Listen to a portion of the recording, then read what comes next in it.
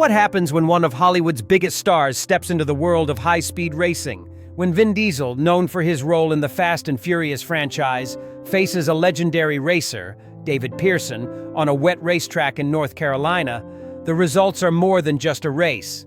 It's a battle for respect, identity, and redemption. In this story, you'll witness the clash of egos, the rain-soaked determination, and the unforgettable moment that changed everything.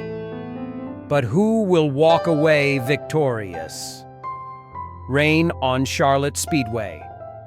The rain had been falling since dawn, soaking the grandstands and turning the Charlotte Motor Speedway into a slick ribbon of asphalt. Water beaded off carbon fiber spoilers, rolled across the visors of helmets, and ran down the shoulders of the man standing silently at the edge of pit lane. Vin Diesel, clad in a dark leather jacket soaked in rain. His expression was calm, but his eyes, those eyes, studied everything. The sound of the engines, the curves of the track, the subtle arrogance in how others looked at him, as if he didn't belong, as if he were just an actor playing pretend in a real man's world. "Mr. Diesel!" a young blonde CNN reporter called out, rushing toward him, microphone in hand. "Are you here researching a new role, or just visiting for fun?" Vin offered a soft smile, not mocking, not defensive. "I came to learn, and to listen to speed."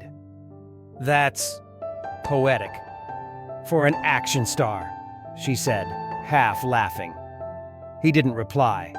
He stepped closer to pit lane where a thunderous V8 snarled beneath a silver hood. Technicians buzzed around it. Reporters scribbled notes.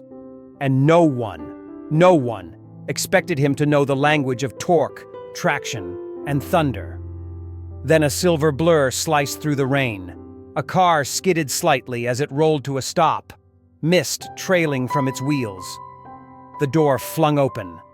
Out stepped David Pearson, NASCAR legend, three-time national champion, the man they called the Southern Thunder.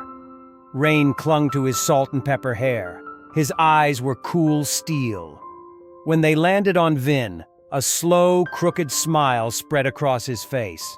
Well, look what Hollywood dragged in." The air tensed. A few reporters chuckled quietly, then stopped. Vin didn't laugh. He didn't even blink.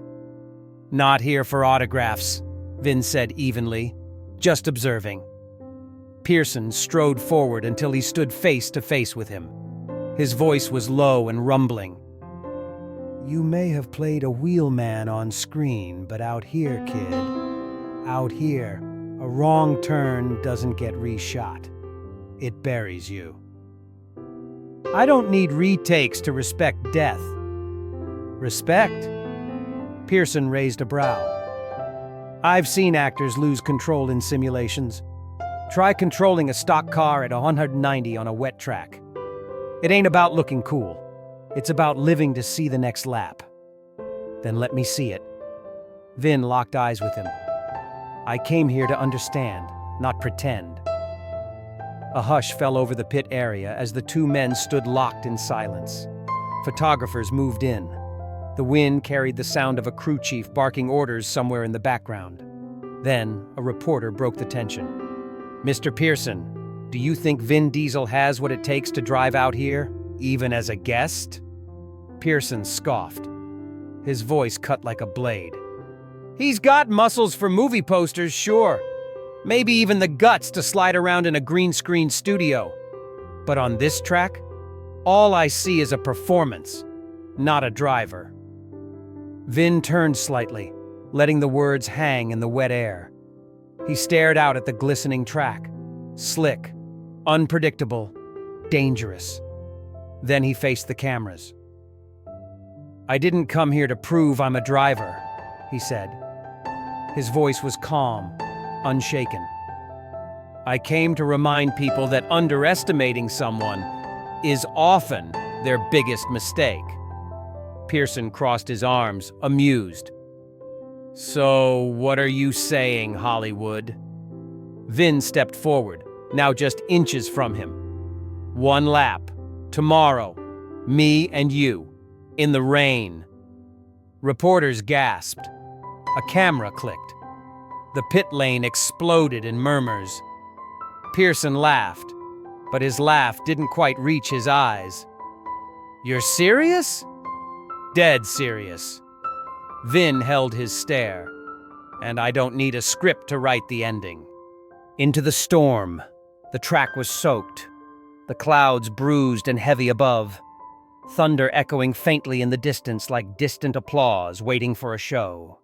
The announcer's voice crackled through the rain-speckled loudspeakers as Vin Diesel stepped into the cockpit of a custom-built stock car, a beast of steel and speed foreign to movie sets, but familiar in spirit. Across from him, David Pearson adjusted his gloves, gaze slicing through the haze with the arrogance of a man who believed he had nothing left to prove. But even arrogance trembles when faced with a question it never thought it would have to answer. What if you're wrong? Vin wasn't here for show. He didn't need stuntmen, didn't bring a PR team, and refused interviews. He sat in that car with only one thing in his mind: drive. The green light blinked, and the engine screamed in response. Metal thunder shot forward, tires screaming against the rain-slicked track, each driver a blur of instinct and adrenaline.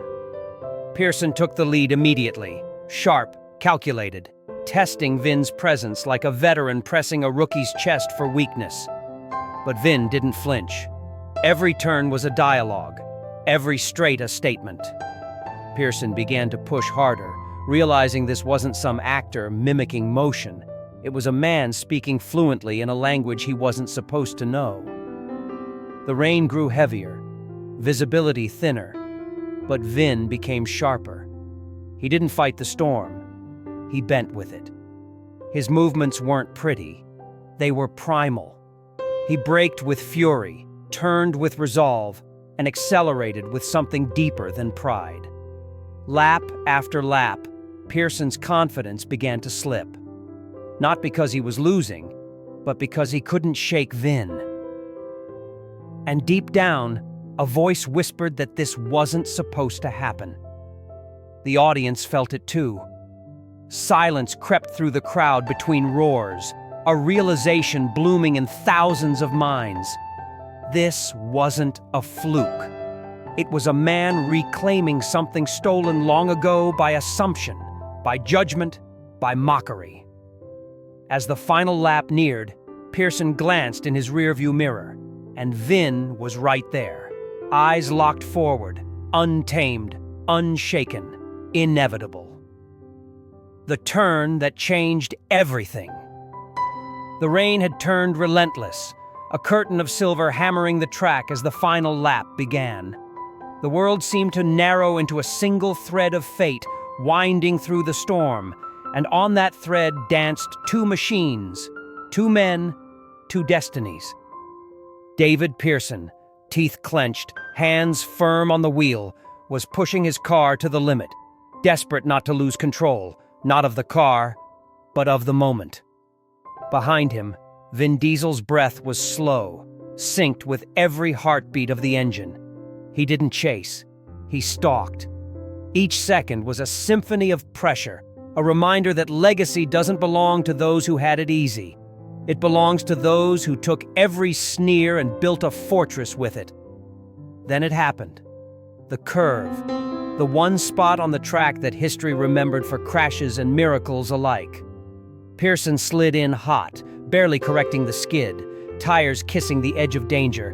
But Vin leaned into it with terrifying grace. He didn't brake. He trusted the chaos, and the chaos made way. His car glided through the corner like a storm cutting through clouds, passing Pearson in a move so surgical, so undeniable, that for a breathless moment, even the storm forgot to fall. The crowd exploded, no longer divided between moviegoers and racers, but unified in awe. Pearson stared ahead, disbelief tightening his throat. The man he called a fraud had just rewritten the laws of physics and pride in a single move. Vin crossed the finish line first. Not by luck, not by chance, but by sheer force of will. He pulled off his helmet, steam rising from his body like smoke from a battlefield. He didn't gloat. He didn't celebrate. He simply nodded, once, to the storm, to the track, to every doubt he'd buried beneath his silence. Pearson parked beside him, chest heaving, stepping out slowly.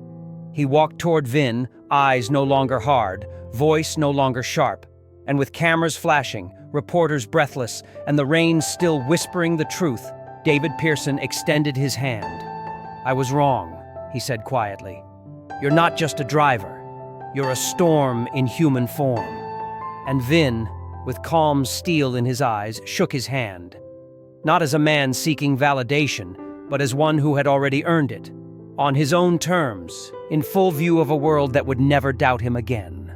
The legend rewritten. The next 48 hours were a storm Vin Diesel hadn't braced for, not of weather, but of attention. The race had been meant as a private challenge, a gesture of self-respect, but it ignited something larger than pride. It became a national moment, from New York to Los Angeles, from race fans to critics who once mocked him as a glorified stuntman. The headlines transformed overnight. From Hollywood to hero, Vin Diesel defies the odds. Pearson shakes hands with the future. Videos of the soaked handshake flooded every social media feed. Hashtags like #DieselEarnedIt and #NotJustAnActor trended globally. Late-night talk shows played clips of the final lap. Analysts slowed down the footage to milliseconds, praising his courage on turn 3, admiring the exact angle he took on the slick final corner. Racing veterans who once chuckled at his name were now forced to admit, on record, that what Vin had done wasn't luck or bravado. It was real. But for Vin, none of it mattered as much as the moment after the race, back in the locker room. He sat alone, towel around his neck, the roar of the crowd still echoing in his bones. For years he'd heard the whispers. He was too muscular, too scripted, too polished. They said he couldn't really drive, that Fast and Furious was choreography, not courage. They said he played legends, but would never be one. And now, all of it had melted in a single lap. But what stuck with him wasn't the victory. It was the look in Pearson's eyes when he said, "You earned the track." That moment had weight. It wasn't applause, it was recognition. It was history nodding to a man who refused to be boxed in. The media storm raged on.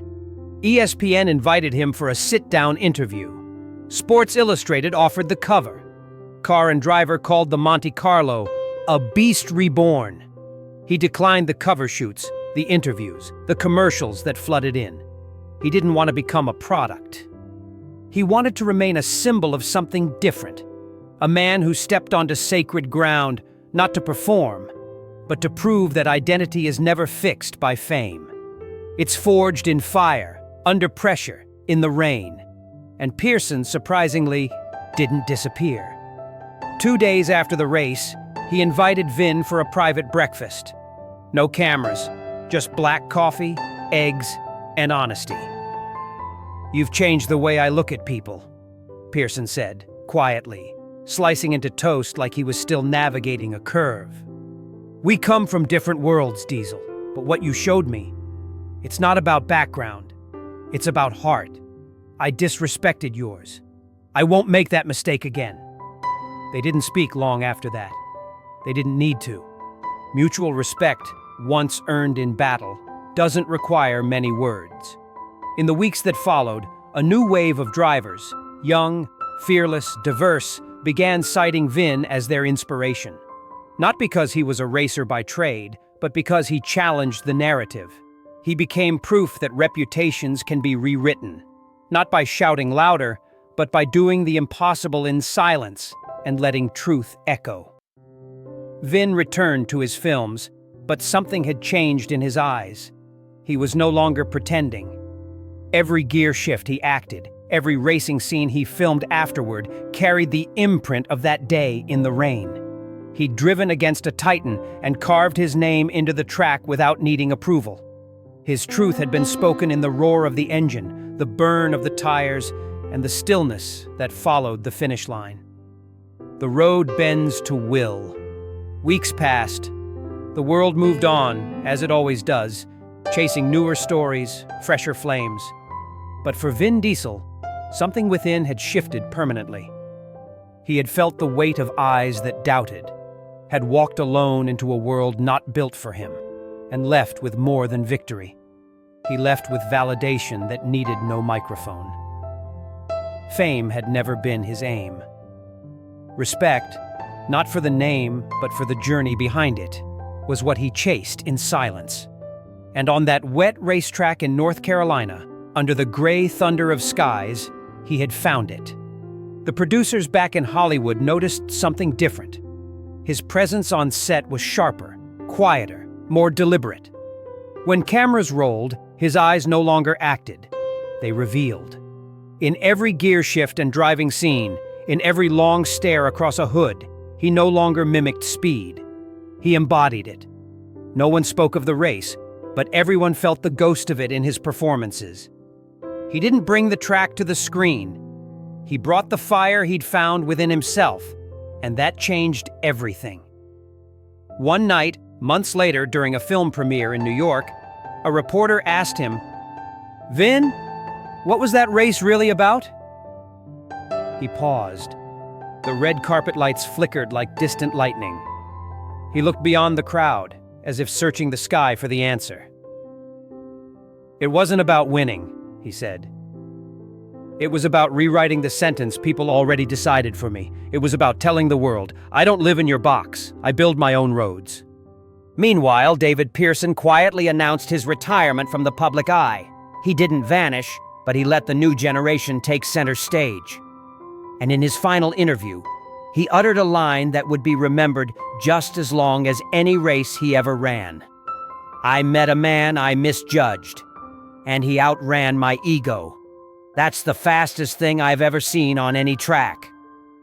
The quote was etched on the wall of the National Racing Museum beside a photo of the two men shaking hands in the rain. Vin never wore a racing suit again. He didn't have to. The suit, the wheel, the storm, it had already done its work. What remained now was the legacy, not of a racer, not even of a movie star, but of a man who walked into a world that laughed in his face and answered not with anger, but with excellence. He didn't just prove himself. He showed everyone watching that identity is not assigned. It's claimed, lap by lap, word by word, act by act. And so, in the hearts of those who saw that rainy day unfold, not just the children on the bleachers, not just the veterans who once laughed, but even the skeptics glued to the screen, Vin Diesel became more than a name. He became a signal fire. A reminder that greatness doesn't beg for permission. It arrives uninvited, unapologetic, and unforgettable.